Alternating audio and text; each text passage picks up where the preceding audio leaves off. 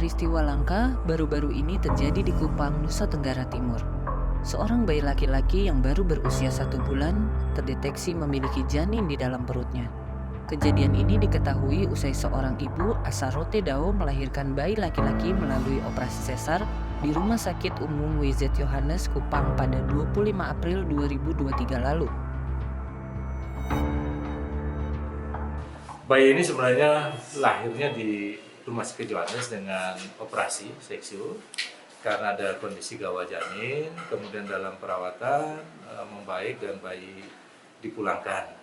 Setelah itu, setelah 1 bulan pasca kelahiran itu, bayi kembali lagi datang dengan keluhan muntah-muntah ya, dan juga perut kembung.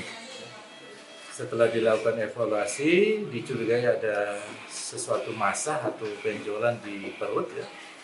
Sehingga kemudian dilakukan pemeriksaan penunjang. Dari hasil pemeriksaan penunjang dalam hal ini USG ditemukan bahwa ini merupakan kasus fetus in fetu. Jadi adanya janin di dalam perut bayi.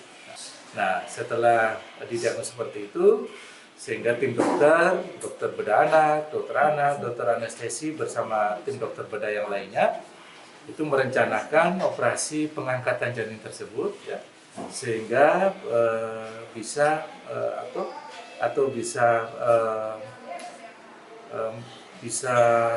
membantu pencernaan anak ini sehingga dia tidak lagi ada keluhan muntah-muntah ataupun susah buang air besar.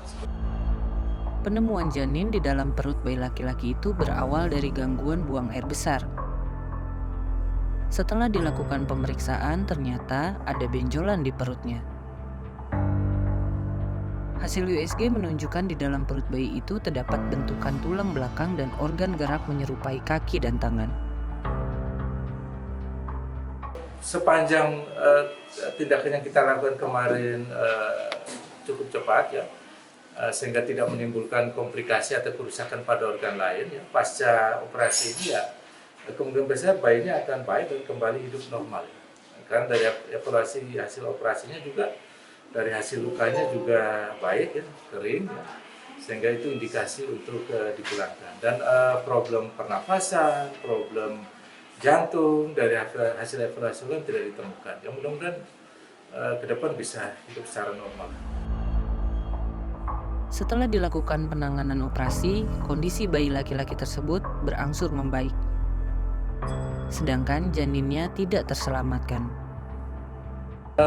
Kalau janinnya sudah meninggal, kalau janinnya selama di dalam stabil di dalam perut bayi, dia memang sudah dalam posisi meninggal. Sedangkan bayi pasca operasi tanggal 25 Oktober, saat ini kondisi 25 Mei, kondisi bayi saat ini baik ya, dan menurut informasi dari dokternya mungkin hari ini sudah bisa dipulangkan. Kasus yang dialami bayi laki-laki yang memiliki janin di Kupang dalam istilah medisnya disebut dengan kejadian fetus in fetu. Fetus in fetu atau kembar parasit adalah jenis kelainan janin yang sangat langka. Kondisi ini menunjukkan keberadaan janin dari salah satu anak kembar di dalam tubuh anak kembar lainnya. Biasanya kasus langka ini sebelumnya baru ditemukan di Indonesia dalam kurun waktu 10 tahun terakhir. Fetus in fetu ini atau istilahnya janin parasit ya. Ini memang secara statistik cukup langka ya, mungkin dari 1 berbanding 500.000 kelahiran ya. Dan kondisi ini disebabkan oleh karena kegagalan pembelahan pada saat embrional. Sehingga yang seharusnya menjadi bayi kembar akhirnya tidak terjadi, bayi atau janin itu akhirnya berada di dalam perut janin yang satunya ya. Jadi dia semacam parasit di dalam situ. Nah, pada perkembangan embrional itu kemudian suplai makanan hanya dominan kepada bayi yang primernya ya, jadi bayi yang saat ini, sehingga secara otomatis janin yang di dalam perut bayi itu tidak mendapat asupan makanan dan tentunya dia akan meninggal selama dalam proses itu. Saya sendiri dalam sepengetahuan saya dalam era 10 tahun ini kita belum mendapatkan, dan saya juga belum pernah mendengar ada kasus-kasus seperti ini sebelumnya.